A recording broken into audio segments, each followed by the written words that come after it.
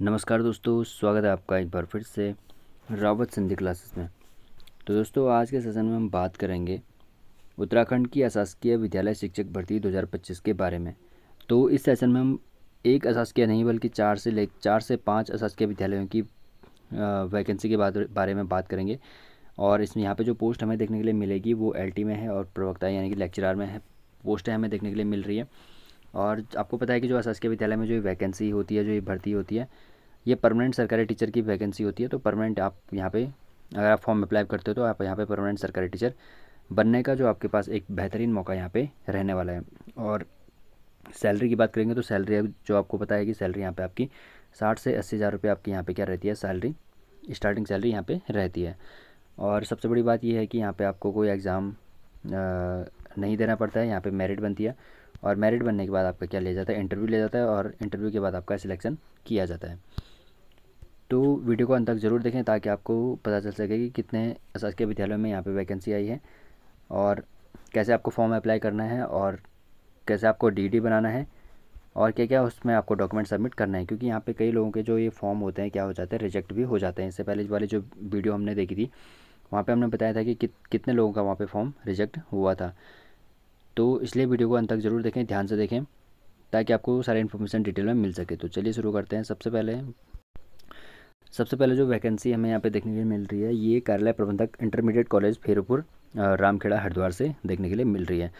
तो फेरूपुर रामखेड़ा हरिद्वार से ये वैकेंसी आउट हुई है और ये वैकेंसी आई है 13 जून 2025 को। और इसको जो फॉर्म भरने की जो आपकी लास्ट डेट है ये रहेगी आपकी लगभग 13 जून प्लस 21 दिन।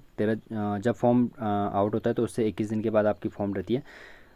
तो आपके लगभग ये जो डेट रहेगी ये रहेगी आपके लगभग 4 जुलाई के आसपास।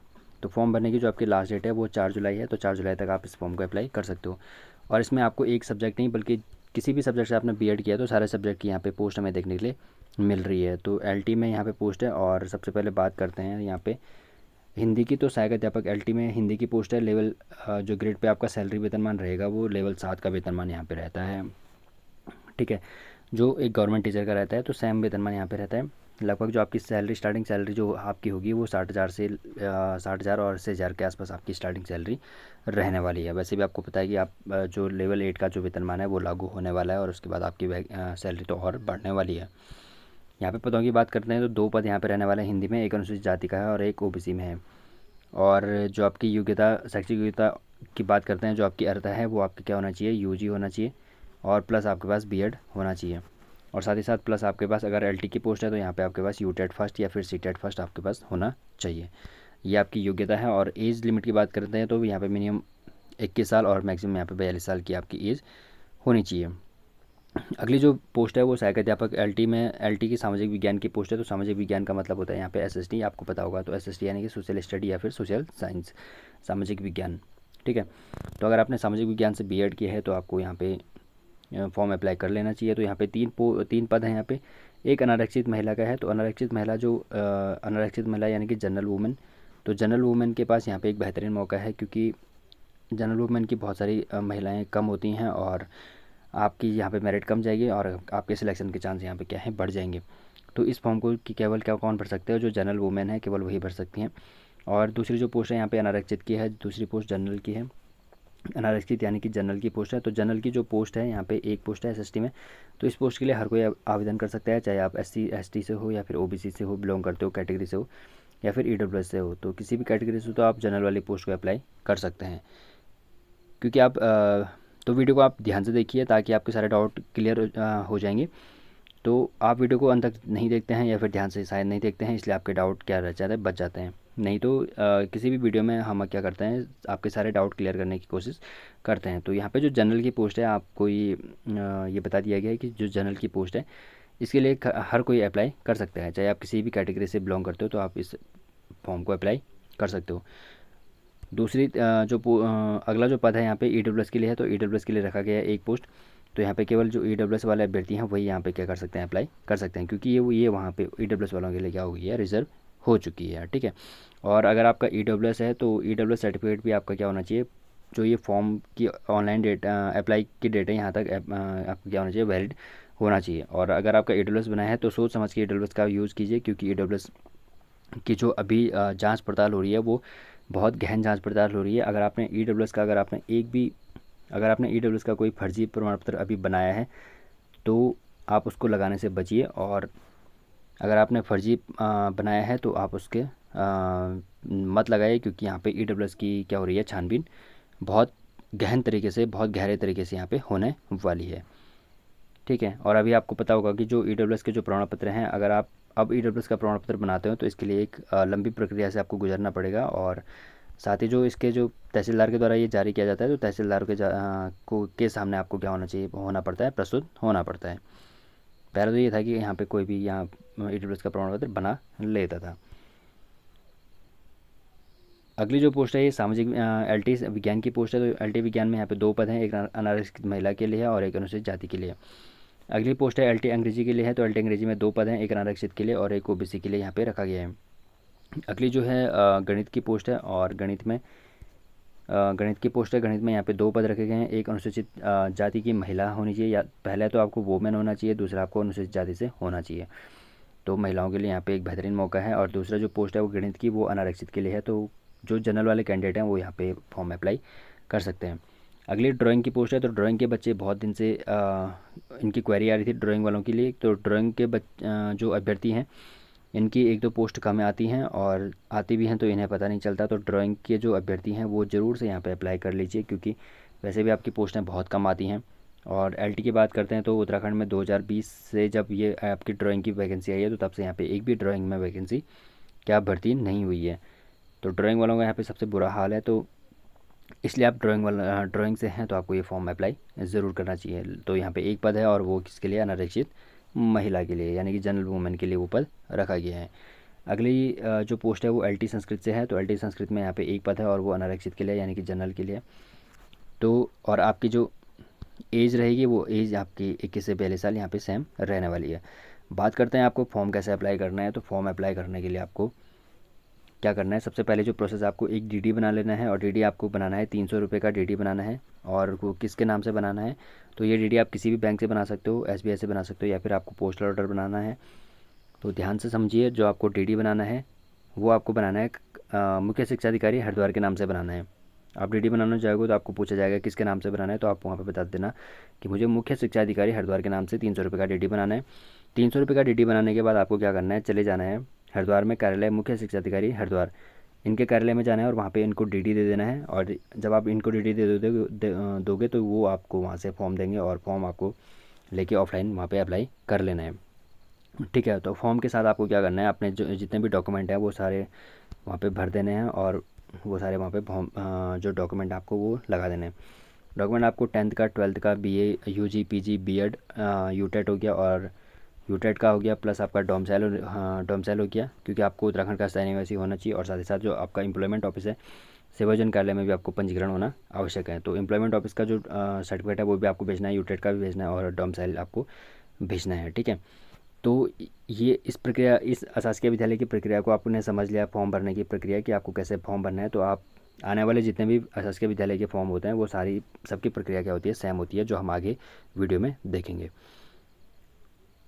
तो आपको सारे डॉक्यूमेंट वहाँ पे भेज देना है, क्योंकि अगर आपने एक भी डॉक्यूमेंट वहाँ पे अगर कम भेजा है तो आपका फॉर्म क्या हो जाएगा, वहाँ पे रिजेक्ट हो जाएगा। क्योंकि बहुत सारे लोगों के वहाँ पे क्या हुए हैं, फॉर्म रिजेक्ट हुए हैं, जो हमने इससे पहले वाली जो वीडियो है उसमें देखी है। जो अशासकीय विद्यालय का जो रिजल्ट आया है हरिद्वार में, चाहे वो फिर आर्य कन्या विद्यालय का हो, या फिर हर्ष विद्या मंदिर का हो, या फिर कोतवाल नारसन का हो, या फिर महेंद्र प्रताप इंटर कॉलेज का हो, जितने भी ये 4 अशासकीय विद्यालय हैं इनका रिजल्ट देखा तो इनमें कई बच्चों के क्या हो गए हैं, फॉर्म रिजेक्ट किए गए हैं। क्योंकि वहाँ पे उन्होंने केवल एक सर्टिफिकेट वहाँ पे और फोटोस्टेट वहाँ पे नहीं भेजा है।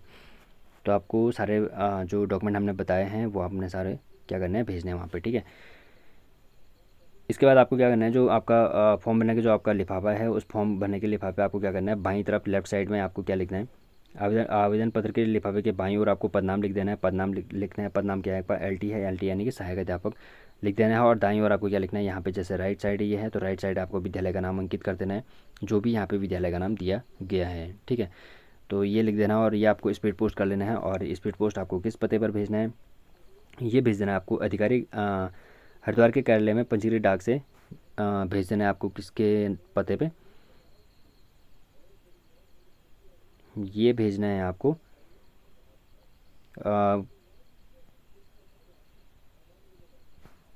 मुख्य शिक्षा अधिकारी हरिद्वार के कार्यालय में स्पीड पोस्ट से आपको ये फॉर्म क्या है भर देना है। अगर आप स्पीड पोस्ट करते हो तो आपका फॉर्म 1 दिन में या फिर 2 दिन में या फिर 3 दिन में क्या हो जाएगा, चले जाएगा।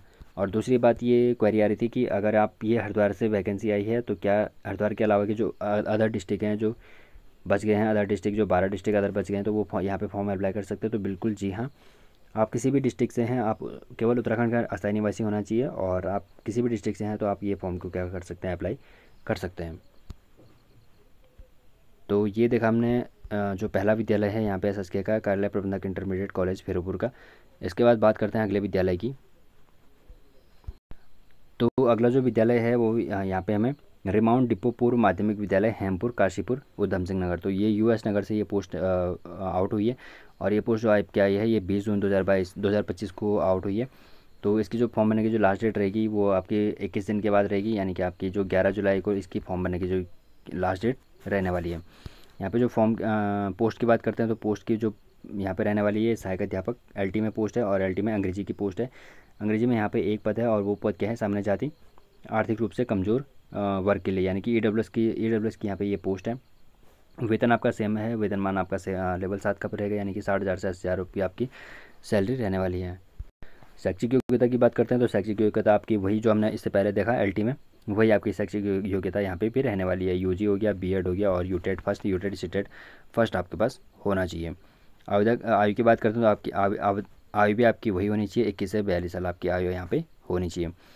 आपको फॉर्म कैसे लेना है ये जानेंगे। तो जैसे आपने वहाँ पे 300 रुपये का डीडी बनाया था हरिद्वार कार्यालय जिला शिक्षा अधिकारी हरिद्वार के नाम पे, वैसे आपको 300 रुपये का डीडी यहाँ पे बना देना है जिला शिक्षा अधिकारी प्रारंभिक शिक्षा उधम सिंह नगर के नाम पे। तो ये बनाना है आपको, जिला शिक्षा अधिकारी प्रारंभिक शिक्षा उधम सिंह नगर के नाम पे बना देना है। और उसके बाद आपको चले जाना है जिला शिक्षा अधिकारी प्रारंभिक शिक्षा उधम सिंह नगर के कार्यालय में जाना है और वहाँ से आपको डीडी देना है और वहाँ से आपको फॉर्म मिलेगा। और जो प्रोसेस हमने इससे पहले वाली वीडियो में देखी, इससे पहले वाले फॉर्म में देखी, वही प्रोसेस आपको यहाँ पे करनी है। सारे प्रमाण पत्र आपको वही लगाने हैं और जो विज्ञापन का जो लिफाफा है उसमें आपको आवेदन पत्र के लिफाफे के ऊपर बाईं ओर आपको आवेदित पद एवं दाईं ओर लेफ्ट साइड में आपको आवेदित पद का नाम लिखना है, जो आपका पद है, यानी कि एलटी इंग्लिश लिखना है आपको यहाँ पे। और इधर राइट साइड में आपको विद्यालय का नाम लिखना है, तो राइट साइड में आपको विद्यालय का नाम लिखना है। तो सेम वही प्रोसेस है जो हमने इससे पहले वाली जो स्कूल की वैकेंसी है उसमें देखा। बात करते हैं अगली वैकेंसी की। अगली जो वैकेंसी है वो आई है प्रबंधक, ये आई है, ये भी उधम सिंह नगर के लिए देखने के लिए मिल रही है और ये है प्रबंधक गुरु नानक पूर्व माध्यमिक विद्यालय खाली माहूवर खटीमा जिला उधम सिंह नगर। तो माहूवट खटीमा से ये वैकेंसी देखने के लिए मिल रही है और ये वैकेंसी आउट हुई है 14 जून को। 14 जून को आउट हुई है, तो यानी कि इसकी जो लास्ट डेट है वो 14 + 21 कर देंगे। तो इसकी जो लास्ट डेट रहेगी आपकी 5 जुलाई के आसपास इसकी लास्ट डेट रहेगी। तो 5 जुलाई से पहले पहले आपको ये फॉर्म अप्लाई कर लेना है और फॉर्म आपको सेम वैसे ही अप्लाई करना है जैसे हमने इससे पहले देखे। और इसमें बात करते हैं पोस्ट की, तो इसमें सहायक अध्यापक की पोस्ट है, यानी कि एलटी की पोस्ट है, लाइसेंसिएट टीचर की पोस्ट है। कुल यहाँ पे 4 पद रखे गए हैं। पहला जो पद है यहाँ पे अंग्रेजी का है, अंग्रेजी में अनारक्षित का पोस्ट है, सामान्य श्रेणी का पोस्ट है। दूसरा हिंदी में पोस्ट है, हिंदी में 1 पद है, ये अनुसूचित जाति का है। तीसरा 1 पद है सामाजिक विज्ञान में, ये आरक्षित का है पिछड़ी जाति के लिए, यानी कि ओबीसी के लिए। और चौथा पद जो है वो विज्ञान और गणित के लिए है, यानी कि या तो विज्ञान का है या फिर गणित का है। तो दोनों में से आपका गणित है या फिर विज्ञान है, तो दोनों यहाँ पे अप्लाई कर सकते हैं। वेतनमान की बात करते हैं तो वेतनमान वही आपका लेवल 7 का वेतनमान रहेगा। योग्यता वही जो हमने इससे पहले देखी और आयु वही जो हमने इससे पहले देखा, सेम प्रोसेस वही रहेगा। आपको डिमांड डीडी बनाना है 300 रुपये का। फॉर्म आपको कैसे मिलेगा, 300 रुपये का डीडी बनाना है आपको और वो जो डीडी है आपको वो बना देना है जिला शिक्षा अधिकारी प्रारंभिक शिक्षा उधम सिंह नगर के नाम का। आपको 300 रुपये का डीडी बनाना है और चले जाना है कहाँ पे, जिला शिक्षा अधिकारी प्रारंभिक शिक्षा उधम सिंह नगर में जाना है और वहाँ उनको ये डीडी आपको दे देना है और वहाँ से फॉर्म ले लेना है। और फॉर्म लेने के बाद आपको सेम वही प्रोसेस करनी है जो इससे पहले हमने वहाँ पे देखी है। और उसके बाद आपको आवेदन पत्र के लिफाफे के बाईं ओर आपको पदनाम लिखना है, लेफ्ट साइड आपको पदनाम लिखना है। यहाँ पे जैसे एलटी जो भी पदनाम आपका जिससे भी भर रहे हो, हिंदी इंग्लिश विज्ञान गणित साइंस किसी से भर रहे हो, लेफ्ट साइड में वो लिखना है और राइट साइड में आपको जो विद्यालय का नाम है वो यहाँ पे अंकित कर देना है। तो प्रोसेस अशासकीय विद्यालय की प्रोसेस सेम रहती है, सबकी सेम फॉर्म भरने की प्रोसेस सबकी सेम रहती है। अगर आपने एक प्रोसेस को ध्यान से समझ लिया तो अगली प्रोसेस आप क्या कर सकते हो, सेम उसको कॉपी कर सकते हो। तो ये थी खटीमा से। अगली जो वैकेंसी है, अगली जो वैकेंसी हमें देखने के लिए मिल रही है वो जनता पूर्व माध्यमिक विद्यालय वरा उधम सिंह नगर से है। तो ये वैकेंसी भी उधम सिंह नगर से है, वरा से है, ठीक है। तो US नगर की वैकेंसी है और ये आउट हुई है 12 जून 2025 को। अगर आपको ये वीडियो अगर आपको साफ़ नहीं दिख रही है तो आप इसको 720 पिक्सल में देख सकते हो। 720 पिक्सल में देखने के बाद आपको ये क्या दिख जाएगा, साफ दिख जाएगा। वैसे भी जो उसकी जानकारी है वो हम ऑडियो के माध्यम से बता देंगे। तो 12 जून को ये जो वैकेंसी है वो आउट हुई है और इसकी जो लास्ट डेट रहेगी 12 जून में 21 दिन के बाद, तो 21 जोड़ देंगे तो यहाँ पे आपकी 3 जुलाई को आपकी इसकी लास्ट डेट रहने वाली है। तो 3 जुलाई के आसपास आपको ये बड़ा वाला फॉर्म क्या कर देना है, भर देना है। और इसमें जो पोस्ट हैं देखने के लिए हमें मिल रही हैं वो देखते हैं। तो इसमें हम बता देते हैं। तो इसमें जो सहायक अध्यापक की पोस्ट है, LT की पोस्ट है, इसमें भी सहायक अध्यापक की पोस्ट है। इसमें कुल 3 पद हैं। जो पहला पद है, एक पद यहाँ पे हिंदी के लिए है और हिंदी के लिए आरक्षित अनुसूचित जाति का पोस्ट है। एक पद है हिंदी का है और हिंदी में जो पोस्ट है वो आरक्षित का है, यानी कि अनुसूचित जाति का पोस्ट है यहाँ पे। दूसरा पद यहाँ पे सामाजिक विज्ञान का है, SST का है, वो अनारक्षित है, वो सामान्य जाति के लिए है। तो सामाजिक विज्ञान का जो पोस्ट है वो जनरल के लिए है।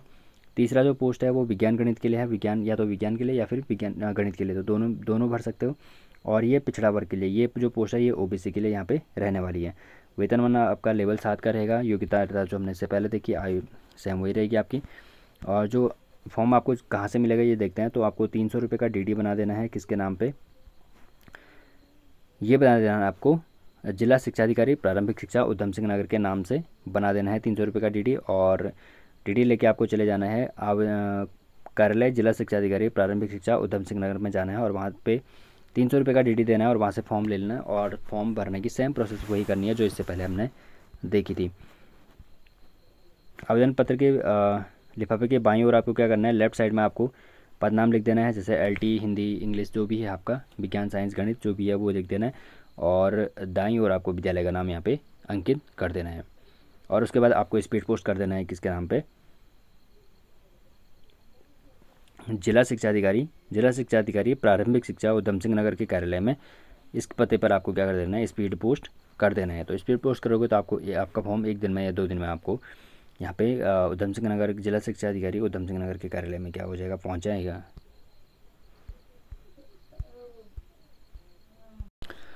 तो ये थे दोस्तों आज की वीडियो में। इसके अलावा अगर आपका कोई भी डाउट बच जाता है तो आप कमेंट सेक्शन में पूछ सकते हो।